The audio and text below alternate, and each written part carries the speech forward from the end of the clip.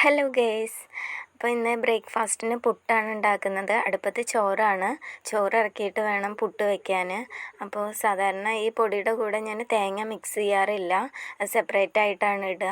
പക്ഷേ ഏട്ടന് ഇന്ന് അങ്ങനെ ഇട്ടാൽ മതി എന്ന് പറഞ്ഞിട്ട് ഞാൻ തേങ്ങയും കൂടെ മിക്സ് ചെയ്തിട്ടാണ് ഇടുന്നത്. പക്ഷേ പുട്ട് ആയി വന്നപ്പോൾ വലിയ കുഴപ്പമൊന്നും ഉണ്ടായിരുന്നില്ല. പിന്നെ നല്ല ടേസ്റ്റ് ഉണ്ടായിരുന്നു കേട്ടോ, മധുരം ഉണ്ടായിരുന്നു. പിന്നെ ഞാൻ പഴം പുഴുങ്ങാൻ വയ്ക്കുന്നത് തൊലി കളഞ്ഞിട്ടാണ്.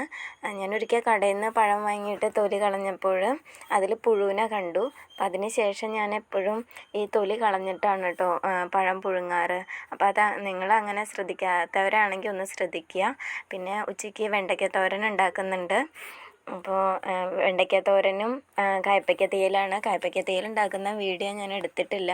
അപ്പോൾ വെണ്ടയ്ക്ക തോരൻ റെഡിയായി വന്നിട്ടുണ്ട്. അപ്പോൾ വീഡിയോ ഇത്രയേ ഉള്ളൂ.